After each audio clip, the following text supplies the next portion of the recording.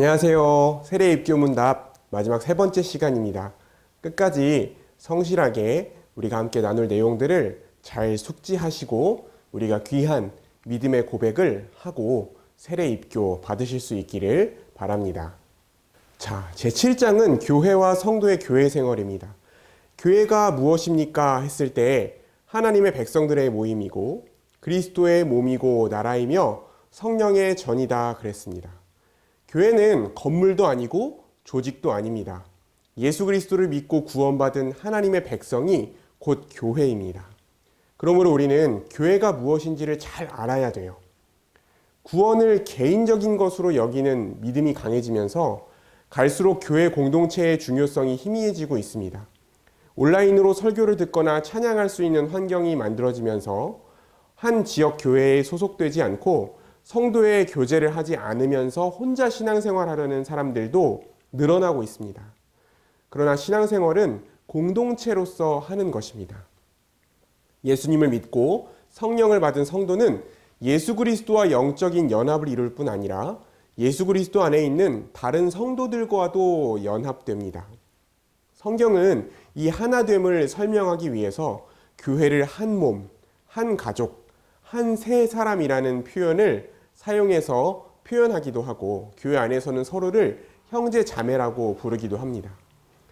그렇게 성령 안에서 한 몸을 이룬 교회는 예수 그리스도를 머리로 하는 그리스도의 몸이며 그리스도의 나라입니다. 예수 그리스도가 교회의 머리라는 것은 교회가 예수 그리스도의 다스림을 받고 또 그리스도로부터 모든 영적인 유익을 공급받는다는 의미입니다. 그리스도의 나라다라고 얘기할 때는 예수 그리스도의 통치를 받는다는 거예요. 교회는 성령이 임재하셔서 함께 하시는 성전이기도 합니다. 자, 그러면 46번에서 교회는 몇 개입니까? 하고 물었습니다. 그리스도의 몸된 교회는 하나입니다. 그리스도의 몸에 지체된 그리고 많은 지교회들이 있다고 했습니다. 우리가 예수 그리스도 안에서 하나 되었기 때문에 그리스도의 몸인 교회는 하나예요. 그런데 모두가 함께 예배하고 모두가 함께 공동체로 살아갈 수 없기 때문에 수많은 지교회로 나누어져서 우리가 신앙생활을 합니다. 그렇다면 이번에는 지상교회와 천상교회를 구분해 보겠습니다. 지상교회는 말 그대로 이 땅 위에서 구원을 이루어가는 교회고 천상교회는 하늘에서 승리의 찬송을 부르는 교회다 그랬습니다. 그리고 지상교회와 천상교회는 그리스도 안에서 하나라고 했습니다. 이 땅을 살아가면서 신앙생활하는 사람들은 지상교회입니다. 이미 하나님의 백성으로 구원받았지만 아직 구원이 완성되지는 않았어요. 이 땅에서 영적 전쟁을 치르면서 성화를 이루어가는 과정에 있는 교회입니다. 천상교회는 이 땅의 삶을 다 마치고 이미 천국에 들어가 있는 성도들입니다. 육체는 죽어서 땅에 묻혔지만 천국에서 승리의 영광을 누리면서 하나님을 찬양하고 있는 교회예요. 근데 이 지상교회든 천상교회든 그리스도 안에서 영적으로 연합된 하나의 교회입니다. 그럼 이번엔 무형교회와 유형교회를 구분해 보겠습니다. 유형교회는 참신앙을 고백하는 자들과 그들의 자녀들의 공동체다 그랬고 무형교회는 하나님의 택하심을 받은 성도들의 공동체다 그랬습니다. 유형교회는 우리가 이 땅을 살아가면서 실제로 눈으로 볼 수 있고 함께 신앙생활하며 살아가는 교회 공동체예요. 예수님을 구주로 고백하는 사람들 그리고 그들의 자녀들입니다. 이 우리가 눈으로 직접 보며 함께 살아가는 공동체 안에는 실제로는 믿음이 없거나 구원을 받지 못한 사람들도 함께 생활합니다. 그러다가 공동체 안에서 믿음을 갖게 되기도 하고 성화되어 가기도 해요. 근데 무형교회는요, 살았든 죽었든 하나님의 선택을 받아서 구원받은 하나님의 백성의 공동체예요. 무형교회는 영적인 공동체이기 때문에 우리가 눈으로 보고 판단할 수 없으므로 무형교회다 그렇게 부릅니다. 자, 교회의 외적 특징 세 가지 표지를 볼 텐데요. 첫 번째가 바른 말씀의 전파, 두 번째 성례의 바른 집행, 세 번째 권징의 바른 시행입니다. 어떤 교회가 참된 교회인지 바른 교회인지를 분별하는 외적인 표지가 있습니다. 기준이 있어요. 첫 번째로 말씀이 바르게 전파되는 겁니다. 아무리 교회가 오래되었고 규모가 크고 조직이 잘 갖추어져 있어도 하나님의 말씀인 성경이 말하고자 하는 바를 올바르게 가르치지 않으면 참된 교회라고 할 수 없습니다. 둘째는 성례가 바르게 시행되는 거예요. 예수님이 세우신 세례와 성찬을 성경대로 시행해야 됩니다. 셋째로 권징은 명백하게 죄를 지은 성도가 회개하고 돌이킬 수 있도록 합당한 징계를 하는 겁니다. 이 세 가지가 잘 지켜지고 있어야 참된 교회라고 할 수 있습니다. 자, 그렇다면 교회는 왜 권징을 시행해야 할까요? 교회가 거룩성을 유지하고 그 거룩성을 향상시키기 위해서다 그랬습니다. 권징을 하는 이유는요, 단지 그 죄 지은 사람에게 불이익을 주고 벌을 주기 위해서 하는 것이 아니라 성도 한 사람 한 사람이 죄에서 벗어나서 자유와 안식을 누리고 교회를 거룩한 공동체로 세워가기 위한 거예요. 권징은요, 성도에게 죄와 문제가 해결될 때까지 방향을 제시하고 돕는 일까지도 다 포함하는 겁니다. 한 형제를 죄로부터 돌이키게 하고 주님의 거룩한 교회로 세우기 위해서 권징을 하는 거예요. 자, 그럼 예수님은 교회와 어떤 관계가 있습니까? 예수님은 교회의 머리이시고 모든 권위의 근원이 되시며 말씀과 성령으로 교회를 다스리시는 주님이십니다. 우리가 아까 이미 살펴봤던 내용입니다. 자, 교회의 3대 영적 권세는 무엇입니까? 교훈권, 진리를 지키고 계승하는 권세. 7위권, 교회의 모든 일을 질서 있고 바르게 하는 권세. 봉사권, 가난한 자와 병든 자를 돌아보는 권세입니다. 이게 교회가 가진 권리이자 책임이에요. 자, 우리 교회는 대한예수교 장로회 합동교단이거든요. 교단이라는 것은 어떤 정치제도를 선택하고 있느냐를 보여주기도 합니다. 그래서 우리는 장로회 정치를 택하고 있는데요. 장로회 정치라는 것은 주권이 그리스도께 있는 정치로서 지교회 교인들이 장로를 선택하여 당회를 조직하고 그 당회가 치리권을 행사하게 하는 주권이 교인들에게 있는 민주적인 정치다 그랬습니다. 온 성도가 투표를 통해서 목사와 함께 교회를 다스릴 장로들을 선출하고 목사와 장로로 구성된 당회가 예수 그리스도의 뜻대로 교회를 다스리게 하는 정치 제도가 장로회 정치입니다. 신앙적으로 볼 때는 선거권이나 피선거권을 가진 세례 교인이 예수 그리스도를 믿고 성령을 받은 사람들이잖아요. 그렇기 때문에 교회 공동체가 투표해서 어떤 일을 결정할 때는 교회 공동체 안에 함께 하시는 성령 하나님의 뜻이다 이렇게 믿고 받아들일 수 있는 것입니다. 자, 그러면 장로회 정치의 제도에 어떤 것들이 있는지 보겠습니다. 지교회에 당회, 그리고 노회, 대회, 총회가 있습니다. 하나의 지역교회, 우리 대전남부교회와 같이 하나의 지역교회에서 결정하거나 처리할 수 없는 일을 하기 위해서 지역별로 교회가 연합을 이루어서 노회를 구성하고 그 노회의 대표들이 총회를 구성합니다. 대회는요, 총회가 너무 커졌을 때 나누어서 이루어지도록 하는 제도인데 현재는 시행되지 않고 있습니다. 자, 그러면 우리 교회는 어떤 교단과 어떤 노회에 소속되어 있습니까? 라고 물었을 때 아까 말씀드렸던 것처럼 대한예수교 장로회 합동교단에 소속되어 있고요. 대전노회에 소속되어 있습니다. 자, 그럼 우리 교회의 조직은 뭐가 있을까요? 공동의회, 당회, 재직회가 있어요. 공동의회는 우리 교회에 등록된 세례교인 전체 모임입니다. 전체가 참여하는 회의예요. 재직회는 장로, 집사, 권사님들로 구성되어 있고 교회의 재정적인 부분을 결정하는 기구입니다. 당회는 목사와 장로로 구성되어서 교회의 모든 중요한 정책을 결정하는 기구입니다. 자, 우리 교회 담임 목사님의 이름 그리고 역할이 무엇일까요? 다 아시다시피 유명렬 목사님이시고 교회를 대표해서 목회하며 공동의회, 당회, 재직회를 담임 목사님께서 인도하세요. 자, 이제 주일에 대해서 한번 얘기해 보겠습니다. 주일에 금할 일과 힘써야 할 일이라고 했습니다. 일상적인 생업, 상거래, 세속적인 쾌락, 세상의 염려와 속된 말 이런 것들은 하면 안 되고요. 예배 전도, 성경 연구, 기도, 환자를 신방하는 일, 생명을 살리는 일, 신앙서적을 읽는 일 이런 것들을 힘써야 한대요. 주일은 예수 그리스도께서 부활하신 날이기도 하고요. 성령께서 오신 날이기도 합니다. 교회는 주일에 모여서 하나님을 예배하고 말씀을 듣고 진정한 안식을 누려요. 우리의 인생의 모든 날이 사실은 주님께 속한 날이지만 특별히 주일에는 하나님이 우리의 모든 필요를 공급하신다는 것을 신뢰하고 주를 위한 일에 집중하기 위해서 다른 일을 중단하는 것입니다.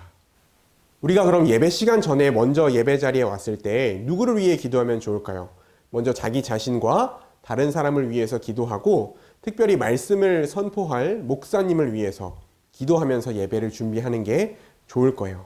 그리고 예배 시간에 취할 태도, 당연한 내용입니다. 잡담하거나 산만한 일들 이런 거 하지 않고 단정하게 예배에 집중해야 되겠죠. 하나님께 집중해야 되는 거예요.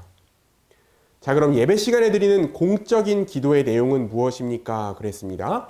하나님께 영광을 드리고 하나님의 은혜에 감사하고 참된 회개를 하고 하나님의 은혜와 복을 간구하고 가정, 교회, 국가, 세계를 위해서 기도하고 예수님의 이름으로 기도를 마친다 그랬습니다. 모든 성도를 대표해서 드리는 공적인 기도를 할 때는 장황하지 않게 잘 준비해서 하는 것이 좋습니다. 어떻게 준비해야 할지 모를 때 우리가 이미 살펴본 내용들을 가지고 기도하면 돼요. 먼저 하나님의 영광을 찬양하고 하나님의 은혜에 감사한 다음에 우리의 죄를 회개하고 하나님의 은혜와 필요한 것을 구합니다. 그리고 나서 가정과 교회와 나라와 세계를 위해서 기도할 수 있을 겁니다. 자, 이번에는 교인들은 물질을 어떻게 써야 됩니까? 모든 물질은 주님께 받은 것이므로 주님의 선한 일에 아름답게 사용해야 한다 그랬습니다. 우리가 가진 모든 것은 하나님이 공급해 주신 거예요. 그렇기 때문에 죄를 짓는 데에 물질을 사용하거나 그 물질을 함부로 낭비해서는 안 됩니다. 교회 공동체를 유지하고 전도와 선교를 위해서 헌금하는 것뿐 아니라 가난한 이웃을 돕는 것, 우리의 생계를 꾸려가고 가정을 유지하고 자녀를 돌보는 일에 물질을 사용하는 것도 모두 넓게 보면 주님을 위한 일이에요. 자, 교인은 그럼 어떻게 경제적으로 교회에 협조해야 합니까? 라고 했을 때 교회의 모든 재정과 모든 사업에 성심껏 협조해야 합니다. 교회가 한 몸 한 가족으로 살아간다고 했을 때는 경제적인 협력과 도움이 포함되어 있습니다. 교회의 재정은 교회 회원들의 영적인 또 물질적인 필요를 채우는 일에 사용됩니다. 그렇기 때문에 경제적으로도 자발적이고 적극적인 태도로 협력해야 합니다. 자, 그럼 헌금을 우리가 드릴 때 어떻게 드려야 할까요? 11조와 감사 헌금을 기준으로 몸과 마음과 정성을 다해 감사함으로 드려야 합니다. 그랬습니다. 11조는 대표성의 의미로 드리는 거예요. 우리 인생의 주인이 하나님이시고 하나님께서 우리의 모든 필요를 아시고 채우시며 우리가 가진 모든 물질이 하나님으로부터 온 것임을 인정하는 신앙 고백입니다. 헌금의 많고 적음이 중요하지 않습니다. 하나님께 감사하는 마음과 사랑하고 교회 공동체를 사랑하는 마음으로 드리는 것이 중요합니다. 자, 그럼 교인의 의무에 대해서 살펴보겠습니다. 첫 번째로 예배와 집회에, 모임에 참석하는 것이고요. 교회 일에 참여하는 것. 그리고 주님의 일에 아까 말한 것처럼 재정적으로 책임감을 갖고 참여하는 것. 그리고 성경의 교훈을 힘써 행하고 교회 헌법에 순종할 의무가 있다 그랬습니다. 교인의 의무라고 했지만 억지로 하는 것이 아니에요. 우리가 결코 하나님 나라에 들어갈 수 없고 영원한 형벌과 저주를 받아야 할 죄인이라는 것을 깨달았잖아요.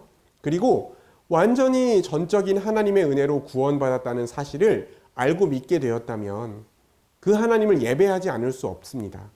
그리고 그리스도 안에서 한 몸 한 가족을 이룬 성도가 교회 공동체의 일에 참여하지 않을 수가 없어요.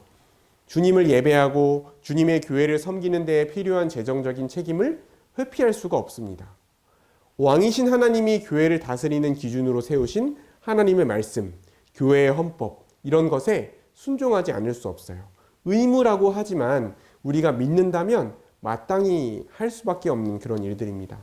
자, 그렇다면 교인의 권리는 무엇입니까? 그랬을 때 교회의 정회원이 되며 교회 헌법에 따라 청원하거나 소원하거나 상소할 권리를 얻게 됩니다.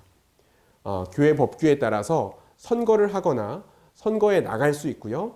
성찬에 참여할 권한이 생기고 교회를 위해 봉사할 수도 있습니다.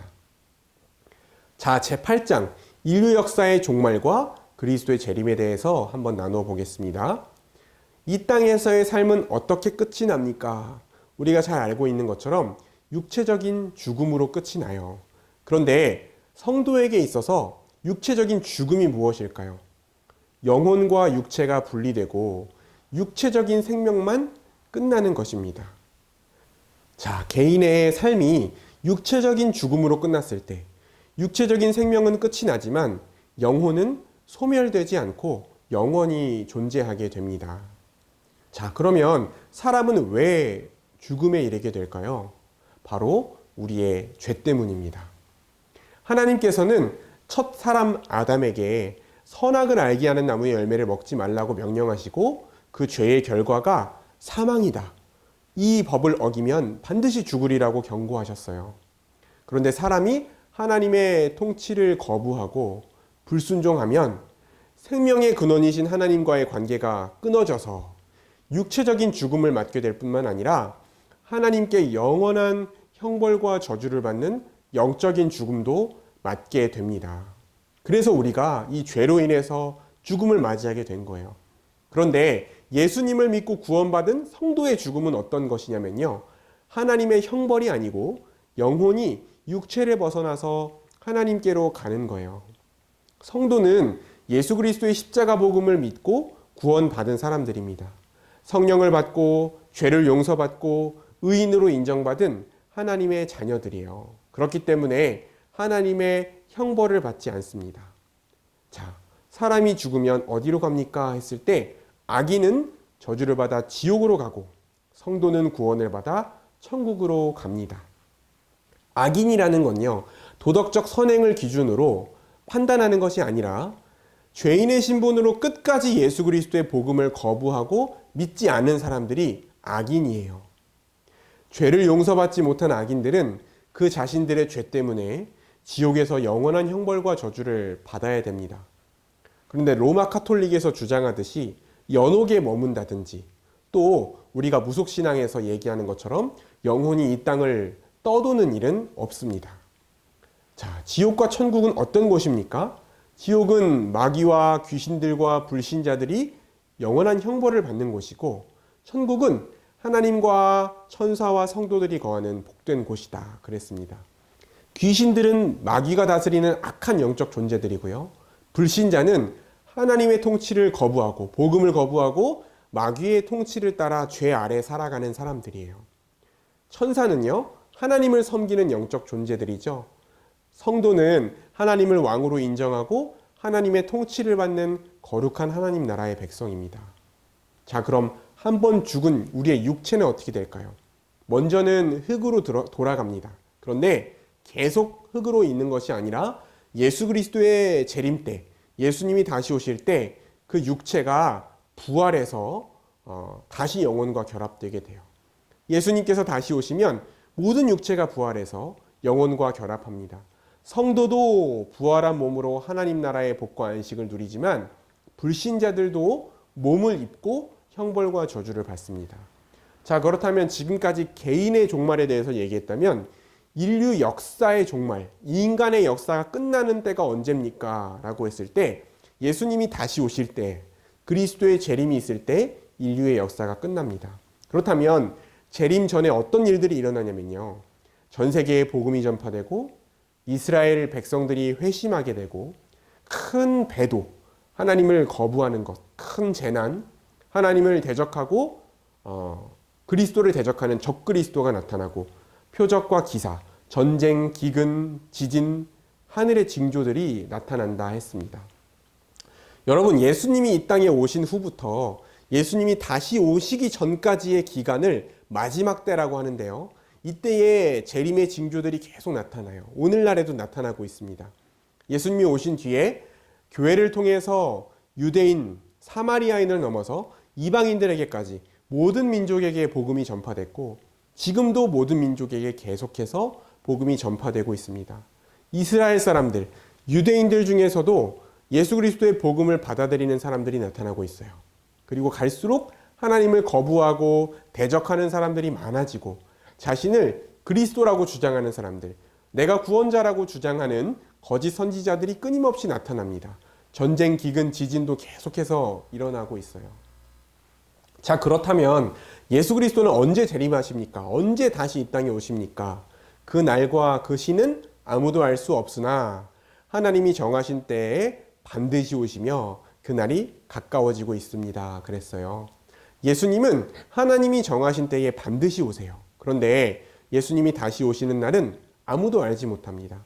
어떤 사람이 예수님이 다시 오실 정확한 날짜나 시간을 말한다든지 어떤 특정한 상황이나 사건을 기점으로 삼아서 예수님의 재림을 예측해서 제시하는 것은 비성경적이고 이단적인 가르침이에요. 그럼 예수님은 어떤 모습으로 다시 오실까요? 육체적으로 눈으로 볼 수 있게 영광 중에 재림하십니다. 예수님은 십자가에 달려 죽으신 뒤에 눈에 보이고 만져지고 음식도 드실 수 있는 육체로 부활하셨어요. 그리고 제자들의 눈앞에서 승천하시면서 제자들이 본 그대로 다시 오시리라고 말씀하셨습니다. 그렇기 때문에 예수님은 눈에 보이는 부활의 몸을 입고 모든 사람이 볼 수 있도록 영광스럽게 재림하세요. 그렇기 때문에 예수 그리스도께서 이미 영으로 재림하셨다고 주장하는 사람들이나 우리가 알지 못한 때에 이미 예수님이 오셨다고 가르치는 사람들은 다 비성경적인 이단 사상을 가르치는 사람들입니다. 자, 그러면 그리스도께서 다시 오시는 목적이 뭘까요? 신자에게는 영원한 상을 주시기 위해서, 불신자에게는 영원한 벌을 주시기 위해서 오십니다. 복음을 믿고 하나님을 왕으로 섬기는 하나님의 백성이 완성된 하나님 나라에서 영원한 복과 안식을 누리게 하시고, 하나님의 통치를 거부하고 마귀를 따르는 자들은 악한 세력들과 함께 심판을 받아서 영원한 형벌과 저주를 받게 하실 거예요. 자, 그렇다면 제9장 이제 세례와 성찬 예식에 대해서 살펴보겠습니다. 성례란 무엇입니까? 그리스도께서 세우신 새 언약의 의식이다 그랬습니다. 어떤 것들이 있냐면 세례와 성찬 두 가지가 있어요. 자, 세례는 어떤 의미가 있냐면 죄를 씻는다는 의미가 있습니다. 그렇다면 교회에서 세례를 줄 때 무엇으로 줍니까? 물로 세례를 줘요. 자, 그런데 세례에 여러 가지 방법이 있습니다. 교단에 따라서 조금씩 차이가 있는데요. 물을 뿌리는 방법, 그리고 물을 쏟아붓는 방법, 그리고 침례, 물속에 완전히 잠겼다가 다시 나오는 그런 방법이 있어요. 이런 방법들은 다 상징적인 것이기 때문에 사실상 의미의 차이가 없어요. 우리 장로교에서는 물을 뿌리는 세례 의식을 합니다. 자, 그러면 세례를 받는 사람에게 어떤 효과가 나타납니까? 그랬을 때에 죄사함과 그리스도의 연합, 이렇게 얘기했습니다. 자, 예수님을 주님으로 고백하고 예수 그리스도를 믿는 사람들은 성령을 받아요. 우리 안에 성령이 오시는 것을 성령 세례라고 표현합니다. 자, 예수 그리스도의 영인 성령이 우리에게 오시면 우리는 예수님과 영적인 연합을 이루죠. 그리고 우리는 예수님 안에서 죄를 용서받고 하나님께 의롭다고 인정을 받습니다. 물 세례는 우리가 성령 세례를 받아서 죄 사함을 받고 그리스도와 연합되었다는 것을 표하는 것이에요. 징표가 되는 겁니다. 그래서 세례는 무슨 표입니까? 무슨 표징입니까? 그랬을 때 이미 나눈 것처럼 죄 사함과 그리스도와의 연합을 표하는 것이고 하나님의 영원한 새 언약 백성이 되었다는 성령의 인치심, 성령이 확실하게 보증하시는 것을 받았다는 표입니다. 그렇기 때문에 세례는 일생에 한 번만 받습니다. 그런데 어떤 사람들이 세례를 받아요? 예수 그리스도를 하나님의 아들로 믿는 사람들, 예수님을 자신의 구세주로 영접하고 공개적으로 교회 공동체 앞에서 고백하는 자들이 세례를 받습니다. 세례를 베푸는 사람은 누굴까요? 하나님의 사역자로 부름받은 목사가 베풀 수 있습니다. 세례는 예수 그리스도께서 제정하신 성례이고 한 사람의 신앙을 점검하고 교회 공동체 앞에서 공적으로 행하는 예식이에요. 그렇기 때문에 아무나 세례를 베풀 수 없고 하나님께서 복음을 가르치고 교회를 다스리고 성례를 집례하도록 세우신 목사가 세례를 베풀 수 있습니다. 자, 세례에는 몇 가지가 있어요? 물 세례와 성령 세례 두 가지가 있습니다. 성령 세례는 아까 말씀드렸던 것처럼 죄를 회개하고 예수님을 구주로 믿어서 하나님의 자녀가 된 것을 성령께서 인치시는 거예요. 물 세례는 목사가 물을 가지고 성부와 성자와 성령의 이름으로 베푸는 세례인데 이 성령 세례를 표하는 것이죠. 그래서 이 두 세례가 어떤 관계가 있습니까? 라고 했을 때 예수 그리스도의 이름으로 시행되는 물 세례가 성령 세례를 확증하는 것이다 라고 말할 수 있는 것입니다. 자, 그럼 우리가 왜 예수님 믿으면 구원받는데 굳이 세례를 받아야 됩니까? 첫 번째는 예수님의 명령이기 때문에, 예수님이 제정하신 성례이기 때문이고요. 이 세례를 통해서 우리가 구원의 확신을 할 수 있기 때문에 그렇습니다. 자, 우리가 이제는 성찬에 대해서 이야기해 보겠습니다. 성찬은 무엇입니까? 떡과 포도즙을 먹고 마심으로 예수님의 죽으심을 기념하고 임재하신 그리스도와 교통하는 표다 그랬습니다. 성찬은 우리의 죄값을 대신 치르시고 십자가에 달리셔서 몸이 찢기시고 피를 흘리신 예수 그리스도의 죽으심을 기념하는 것입니다. 또 그 예수님을 믿음으로 그리스도와 연합되었음을 확인하는 성례입니다. 로마 카톨릭이 믿는 것처럼 성찬을 행할 때 떡과 포도즙이 실제로 예수님의 살과 피로 변하는 것은 아니에요. 자, 그럼 성찬의 효과는 무엇입니까? 믿음을 강하게 해주고 하나님의 임재를 체험하게 하며 성도들과 그리스도 안에서 하나가 되었음을 확인해 줍니다. 그랬습니다. 성찬은 은혜의 수단이에요. 단지 예수님의 십자가를 기념만 하는 것이 아니라 하나님의 말씀으로 들었던 예수 그리스도의 복음을 눈으로 보고 감각으로 경험하면서 하나님의 임재를 체험하고 하나님이 주시는 은혜를 받는 시간입니다. 또한 우리가 그리스도와 연합되었을 뿐 아니라 함께 성찬에 참여하는 교회 공동체와도 그리스도 안에서 한 몸, 한 가족이 되었음을 확인하게 되는 게 바로 성찬입니다. 자, 그럼 성찬식은 누가 처음으로 시행했습니까? 예수님께서 처음으로 시행하셨어요. 예수님께서 언제 성찬을 처음으로 시행하셨을까요? 예수님께서 십자가에 못 박히기 전날 밤에 이 성찬식을 시행하셨습니다. 예수님은 십자가에 못 박히시 전날 밤에 제자들을 모으시고 성찬을 행하셨어요. 그날은 원래 유대인들이 유월절 식사를 하는 날로 유월절 양을 잡아서 그 고기를 먹는 날이었습니다. 그런데 예수님이 친히 우리를 위한 유월절 양으로 화목 제물이 되실 것이기 때문에, 우리 죄를 대신해서 죽으시는 제물이 되실 것이기 때문에 유월절 양이 없는 식사를 하셨습니다. 예수님은 제자들과 떡과 포도주를 나누면서 그 의미를 가르쳐 주셨어요. 성찬식은 무엇으로 베푸냐면 떡과 포도주로 베풉니다. 떡은 예수님의 몸을 기념하고 포도즙은 예수님의 피를 기념합니다. 자, 그럼 성찬식은 언제부터 언제까지 시행해야 할까요? 예수님께서 죽으신 이후부터 예수님께서 다시 오실 때까지 계속해서 행하는 거예요. 누가 성찬에 참여할 수 있을까요? 입교한 사람, 그리고 세례를 받은 사람들이 성찬에 참여할 수 있습니다. 예수 그리스도를 믿고 세례와 입교를 통해서 교회 공동체의 회원이자 그리스도의 몸으로 인정받은 사람만이 성찬에 참여할 수 있어요. 그렇다면 성찬에 참여할 수 없는 사람은 누굴까요? 죄를 짓고 회개하지 않은 자, 그리고 교회에서 성찬을 금한 자라고 했습니다. 죄를 짓고 회개하지 않았다는 건 모든 죄를 완벽하게 회개했냐, 그걸 얘기하는 것이 아니라 죄를 짓고도 의도적으로 하나님의 은혜를 거부하면서 끝까지 회개하지 않고 있는 사람, 그런 사람은 성찬에 참여하지 않아야 한다는 거예요. 또한 교회에서 죄에 대한 권징으로 성찬에 참여하는 것을 금지하는 것을 수찬정지라고 하는데요. 그 수찬정지의 징계를 받은 사람은 성찬에 참여할 수 없습니다. 자, 그렇다면 성도가 성찬을 분배하는 중에, 떡과 포도주를 나누는 중에 어떻게 해야 됩니까? 조용하게 묵상하고 예수님의 십자가에 감사하면서 기도하는 거예요. 자, 가정에서도 예배를 드릴 수 있습니다. 성도의 가족이 모여서 기도하고 성경을 읽으면서 찬송하고 하나님을 경배할 수 있겠죠. 또 우리 성도들은 언제 교회에 출석해야 합니까? 우리 교회에도 매일 새벽 기도회가 있고요. 주일 예배, 또 수요 저녁 예배, 저녁 때 주일 저녁 기도회도 있습니다.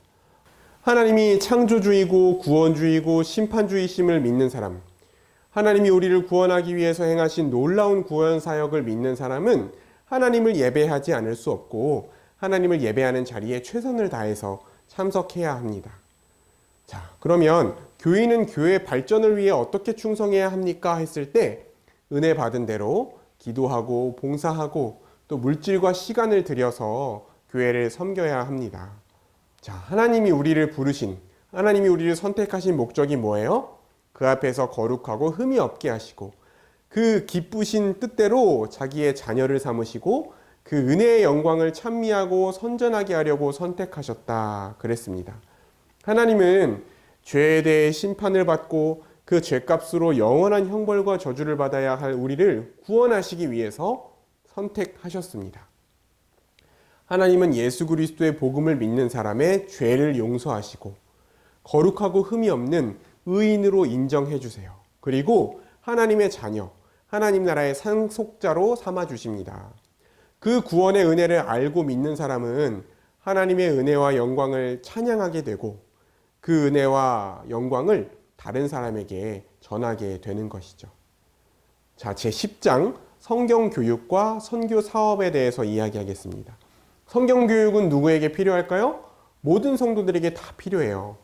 여러분, 성경은 하나님이 어떤 분이신지, 하나님이 우리를 구원하시기 위해 어떤 일을 행하셨는지, 이 세상이 어떻게 시작되고 어떻게 끝나는지, 하나님의 백성이 어떤 존재이며 하나님의 백성은 마땅히 어떻게 살아가야 하는지를 가르치고 있는 하나님의 말씀이에요. 그렇기 때문에 성도는 하나님의 말씀을 읽고 배워서 날마다 복음을 더 분명하고 풍성하게 알아가기에 힘쓰고 알고 믿는 대로 살아가기에 힘써야 됩니다.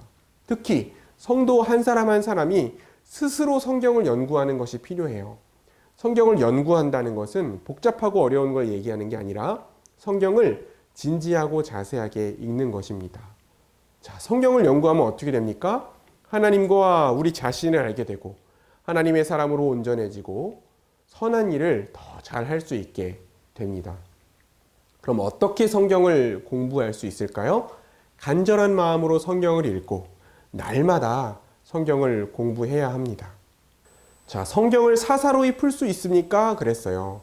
사사로이 풀 것이 아닙니다. 이렇게 대답했죠. 하나님은요, 성령을 받은 하나님의 백성이 진지하고 자세하게 성경을 읽을 때 성경의 전반적인 내용을 이해하고 하나님의 뜻대로 살아갈 수 있도록 성경을 우리에게 주셨어요. 그리고 쉽게 이해하기 어려운 내용들이 간혹 있는데 그런 내용들을 바르게 배우고 이해하고 믿을 수 있도록 성경을 연구하고 가르치는 목사를 세우시고 교회의 공동체가 진리를 잘 보존해 가도록 하셨습니다. 근데 성경을 사사로이 푼다는 것은 뭐냐면요, 하나님께서 성경의 저자를 통해 말씀하시고자 하는 바를 바른 신학과 성경 문맥에 맞게 이해하는 것이 아니라 자기의 생각과 사상을 주장하기 위해서 억지로 성경을 왜곡하는 것을 말합니다. 그렇게 하면 안 된다는 거예요. 자, 예수님이 이 땅에서 본격적으로 전도하시기 시작할 때 어떻게 하셨냐면요, 모든 지역을 두루 다니시고 병자를 고치고 복음을 전파하셨어요. 예수님이 이 땅에 계신 동안 여러 지역들을 다니면서 병을 고치고 귀신을 내쫓으시고 복음을 전하셨어요. 예수님이 병을 고치고 귀신을 내쫓으신 건요, 단지 예수님이 기적을 일으키실 능력이 있다는 걸 보여주시는 것만이 아닙니다. 하나님의 나라는, 하나님이 다스리시는 나라는 슬픔과 고통과 아픔이 없는 나라예요. 그리고 사탄의 통치로부터 해방돼서 하나님의 통치를 받는 나라입니다. 예수님은 하나님 나라의 복음을 전하시면서 병을 고치시고 귀신을 내쫓으심으로 하나님 나라가 어떤 곳인지를 직접 보고 경험하게 하신 겁니다. 그렇다면 예수님의 제자들인 사도들은 어떻게 전도했어요? 마찬가지로 언제 어디서나 쉬지 않고 예수님의 복음을 전했습니다. 전도가 뭘까요? 예수 그리스도를 믿도록 전하는 거예요. 전도는요, 단지 교회에 출석하도록 권면하는 것이 아니라 예수 그리스도를 믿지 않는 사람이 복음을 알고 예수님을 구원자이자 주님으로 알고 믿을 수 있도록 예수님에 대해서 가르쳐주고 알려주는 거예요. 그렇기 때문에 다른 사람에게 예수 그리스도에 관해서 우리가 잘 전할 수 있도록 복음을 평소에 잘 배워야 합니다. 자, 그러면 우리는 전도할 때 무엇을 위해서 기도해야 될까요? 전도의 문을 우리에게 열어주시도록 기도해야 됩니다. 우리가 누군가에게 복음을 전할 수 있도록, 또 누군가가 우리가 전하는 복음을 들을 수 있는 상황이 되도록 하나님이 도와주시고, 또 우리가 복음 전할 때 그 사람이 마음을 열고 예수 그리스도를 믿게 해달라고 기도하는 거죠. 누구에게 복음을 전파해야 돼요? 모든 족속, 온 천하 만민에게 복음을 전파해야 됩니다. 누구든지 차별하지 않고 예수님의 복음을 전해야 돼요. 자, 마지막으로 11장입니다. 꼭 암송하고 믿고 지켜야 할 내용은 무엇입니까? 먼저 예수님이 가르쳐 주신 기도, 주기도문이 있습니다. 이 주기도문의 내용은 하나님 나라를 위해서 어떻게 기도할 것인지에 대해서 예수님이 가르쳐 주신 내용이에요. 반드시 우리가 알고 또 암송하고 기억해야 됩니다. 또 사도들의 신앙을 요약한 것, 기독교가 믿는 것이 무엇인지를 정리해 놓은 것이 사도신경인데요. 이것도 우리가 반드시 믿고 또 암기하고 이걸 고백할 수 있어야 돼요. 또 하나님의 백성이 어떻게 살아야 하는지를 10가지로 압축해 놓은 게 십계명이에요. 자, 십계명을 한번 볼까요? 첫 번째는 너는 나 외에 다른 신을 내게 두지 말라 하셨습니다. 제2계명은 너를 위해 새긴 우상을 만들지 말라는 것입니다. 제3계명 너는 내 하나님 여호와의 이름을 망령되게 부르지 말라. 제4계명은 안식일을 기억하여 거룩하게 지키라. 제5계명은 부모를 공경하라. 제6계명 살인하지 말라. 7계명 간음하지 말라. 8계명 도둑질하지 말라. 9계명 내 이웃에 대해서 거짓 증언하지 말라. 제10계명 내 이웃의 집을 탐하지 말라. 이것이 하나님께서 우리에게 주신 10계명입니다. 자, 오늘 우리가 정말 많은 내용에 대해서 방대한 내용을 함께 나누었는데요. 예수님을 믿는 하나님의 백성으로서 꼭 알아야 하고 기억해야 할 내용들이에요. 그러니까 천천히 한번 다시 살펴보시면서 이 내용들을 잘 기억하시고 문답할 때에 이 내용들을 잘 대답하실 수 있기를 바랍니다. 또 앞으로 평생 신앙생활 할 때에 이 지식들이 기초가 되어서 우리가 바른 진리 위에서 신앙생활 할 수 있기를 바랍니다. 긴 시간 수고 많으셨습니다. 감사합니다.